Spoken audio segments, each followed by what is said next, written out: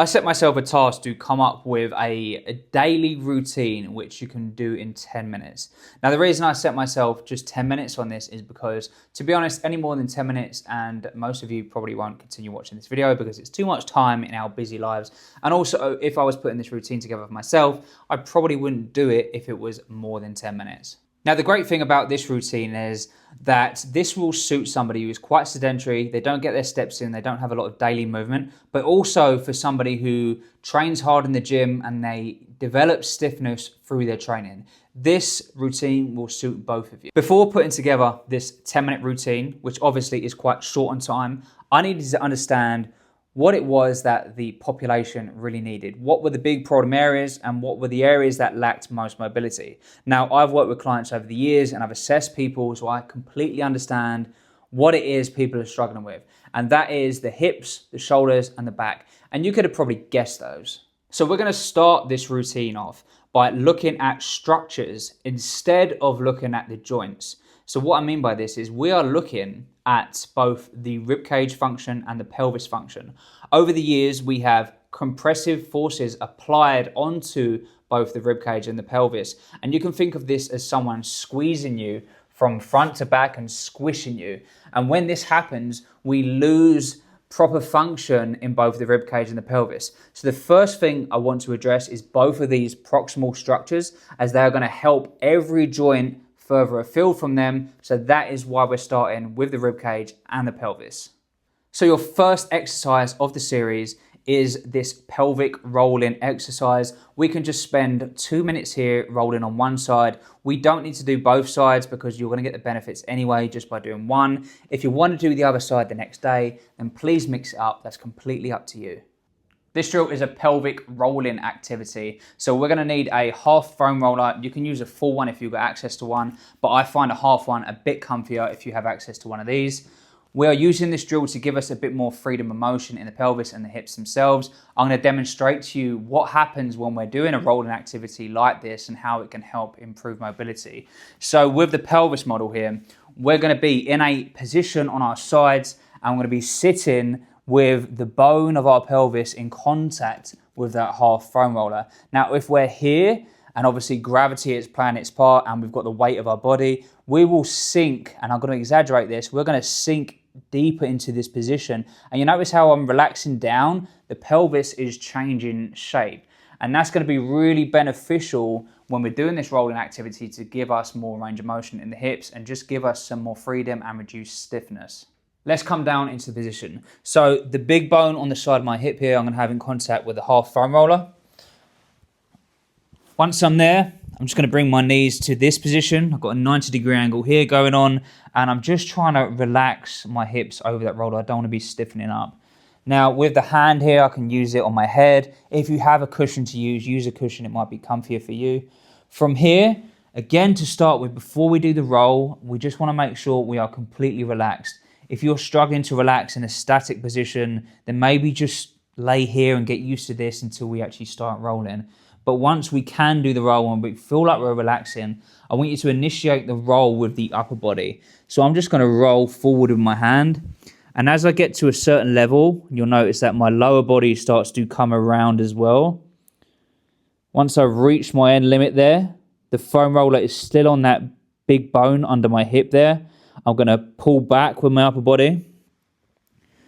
And from here, I'm going to drag over and then roll onto the back side of my glute now. So I'm just coming off the bone there onto the softer bit of tissue. From there, I'm still staying relaxed in that. I'm going to start to roll back forward again. Staying nice and relaxed in the upper body. Even though I'm initiating the movement from the upper body, I'm relaxed still. The lower body is now coming along for a ride as well. And then I'm gonna rinse and repeat that process. The main thing in this activity is to stay relaxed, especially down in the hip and the pelvis region. As soon as you feel like you're contracting the glute or you feel like you're pushing out of that roller because you're fighting the movement, you're not gonna get the changes you want. So try and stay nice and relaxed when you're doing this rolling activity. So we worked on squishing the pelvis from side to side, which is going to gain us a bit more hip range of motion and reduce some tightness around the lower back maybe as well, as we have better hip function. But let's move up to the rib cage now. We're going to do a bit of breath work here, along with a positional drill, which is going to help expand the rib cage, especially the posterior rib cage, which is also going to help shoulder blade mechanics and shoulder mechanics as a consequence. So your next drill is very much towards breathing and positioning, and it's also going to help you relax your nervous system and de-stress you, which is, by the way, another huge sign of why we are stiff and tight all the time. Oh, and you're going to perform this breathing and positional drill for 2 minutes. For this drill, we're going to need a light resistance band. We're going to place it around our back and loop it around our hands like this. We're then going to lay on our backs. We're going to reach the arms forward. We're going to make sure our feet are in full contact with the floor, so we're not on our heels. We've got full foot contacts doing this. The next thing is we're going to think about slightly lifting our bum off the floor, and then from there, we're going to just slightly posteriorly tilt the pelvis. So we're not squeezing too much, we're just rotating posteriorly. You might find a bit of hamstrings when you do this. And from here, we're going to start our breath work. So we're going to do a nice inhale through the nose. And a soft, slow exhale through the mouth. On that exhale, our ribs will have closed down. And I want you to think about trying to maintain that closed front rib position during your next inhale. So let's inhale now. And exhale out. I want a soft exhale. I don't want too much of an exhale where we're starting to crunch down here. And I do want you to think about maintaining that closed rib cage position on the front. If we can do that over time, we're going to improve our inhale ability and increase expansion and shoulder mobility. Now, we should have some more expansive qualities in the posterior ribcage and just the ribcage as a whole. But that would mean the scapula and the scapular-thoracic joint is actually working more efficiently. So now it makes sense that the next part of this series is to work on the scapula individually. A lot of people really struggle to understand even where their scapula is in space, and this drill, if performed for 2 minutes, is going to help you gain that awareness and just cement in the stuff we've already done. For this drill, we're going to do some shoulder blade specific work. We're going to do shoulder blade controlled articular rotations. A controlled articular rotation, or a CAR as people know it, is a full rotation of the joint. So for the shoulder blade itself, we have protraction, we have elevation, we have retraction, and we have depression. We're going to come down into an all fours position and do this instead. So from here, we're going to retract as much as we can. And then we're going to shoot our shoulders up to our ears. And as we're doing that, we're now protracting. And then we are depressing the shoulders. So I'm trying to create a circular motion with the shoulders themselves. You can either do this all in one direction if you want, or at the halfway point on your timer, you can reverse. So we're going to go retraction, depression, protraction, elevation. You might find it easier going one way compared to the other, and that is completely normal. So I'm going to reverse that again. So retraction, elevation, protraction, and depression. So that is your shoulder blade or your scapular CAR. Next up in the series, we are working on the shoulder itself, the shoulder joint. Now, the hip and the shoulder are ball and socket joints, and they have a large range of motion available to them. So this is the next joint we're working, and that is the shoulder. We're going to be performing an exercise which takes the shoulder joint for its full range of motion. You're going to do 1 minute each side, so that is another 2 minutes on the clock. We're now going to do a shoulder controlled articular rotation, or a shoulder CAR. I'm going to do this in a tall kneeling position, but you can pick any position you want. You can mix it up throughout the week.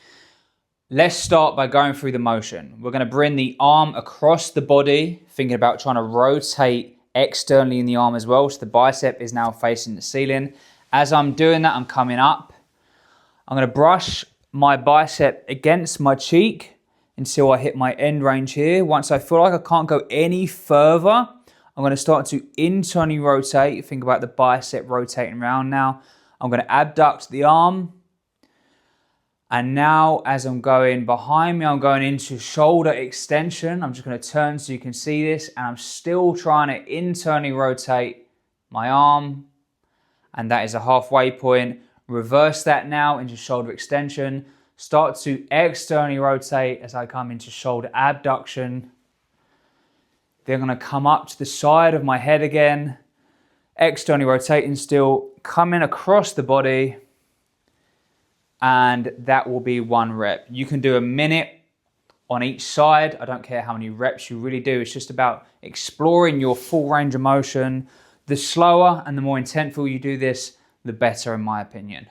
And to finish this series, we're going to do a hip rotation exercise, very similar to the shoulder one we've just done. That is also going to be 1 minute each side, so a total of 2 minutes, and that takes you up to that 10-minute timer. Next up, we have a hip car or controlled articular rotation.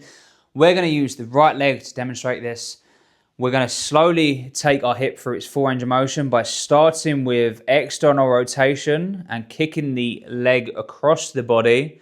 I'm then going to come up into hip flexion as high as I can. Once I'm there, I'm going to bring the leg to neutral and start to adduct the leg as far as it will come out this way now without turning the pelvis. Once I've hit my roadblock, which is here, I'm going to start to internally rotate at the hip. And I'm going to just turn around. So I was here, internally rotate the hip, and now I'm trying to send it as far back into extension as I can without extending my back here. So my pelvis is fully locked in place. Halfway point, kick that hip back, and then explore this region here, coming up into abduction. I'm going to face you again, bringing it round into hip flexion, and as I'm coming across the body, I'm turning into external rotation, and then I'm coming down. Again, that is 1 rep. You can do a minute on each side.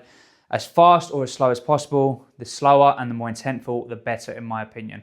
So with just 10 minutes to put a routine together, I feel like what is in this routine are the lowest hanging fruits for what most people need. If you're someone who's generally stiff and tight from everyday life, or somebody who's stiff and tight from training in the gym, I think that this is a really good routine if done well to help maximize your movement. I hope you found this content useful, and if you have, please drop a subscribe as I'll be posting more content like this in the future.